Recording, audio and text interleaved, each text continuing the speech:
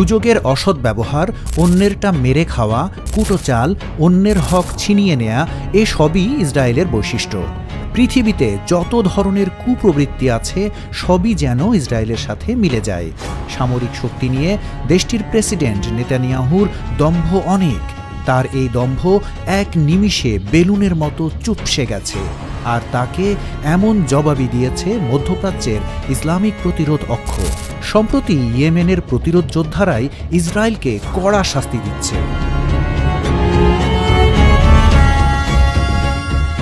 এই বিষয়ে ইসরায়েলি দখলদার বাহিনী নিজেদের ব্যর্থতা স্বীকার করেছে। তারা বলেছে ইয়েমেন থেকে ছোড়া একটি ক্ষেপণাস্ত্র তারা আটকাতে পারেনি। ক্ষেপণাস্ত্রটি তেল আবিবে আঘাত হেনেছে।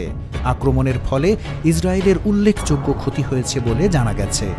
ইসরায়েলি সংবাদ মাধ্যমের মতে ক্ষেপণাস্ত্রের আঘাত থেকে আগুন ছড়িয়ে পড়ে এবং সেই স্থানে বেশ কয়েকজন হতাহত হওয়ার খবরও পাওয়া গেছে।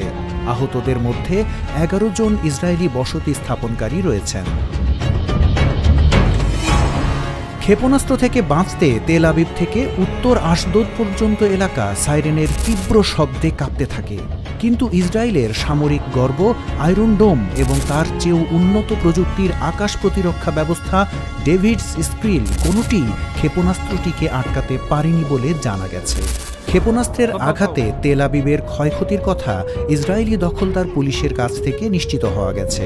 তারা আরও জানিয়েছে যে ক্ষেপণাস্ত্রটি ইন্টারসেপশনে ব্যর্থতার কারণ বের করতে তদন্ত করা হবে। গাজা এবং অধিকৃত পশ্চিম তীরে অবস্থিত ফিলিস্তিন প্রতিরোধ যোদ্ধাদের একটি জোট ইয়েমেনের ক্ষেপণাস্ত্র আক্রমণের প্রশংসা করেছে। তারা বলেছে যে তেল আবিবে ইয়েমেনি বিদ্রোহীদের সফল আক্রমণ ইয়েমেনি ক্ষেপণাস্ত্রের মোকাবিলায় ইসরায়েলের অক্ষমতা দেখিয়ে দিয়েছে। ইয়েমেনি প্রতিরোধ সংগঠনের সমর্থনের ধারাবাহিকতা এবং তাদের কার্যক্রমের প্রসার জায়নবাদী ইহুদিদের সমস্ত হিসেব নিকেশকে এলোমেলো করে দিচ্ছে।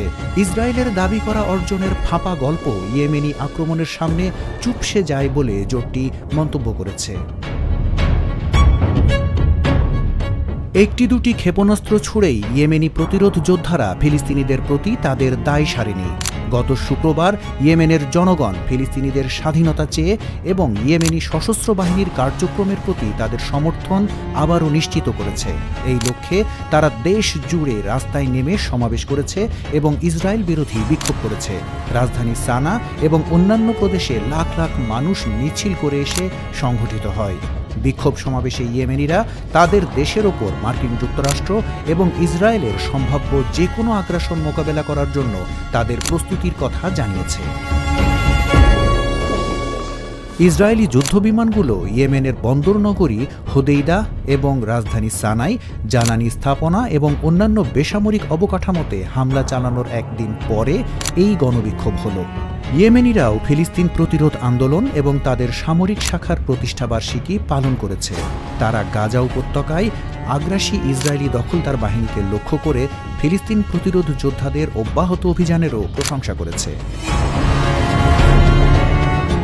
বিক্ষোভ সমাবেশের আয়োজকদের জারি করা একটি বিবৃতিতে ফিলিস্তিন জনগণের সমর্থনে যোগ দেওয়ার এবং তার জন্য তহবিল বরাদ্দ করার আহ্বানও জানানো হয়েছে।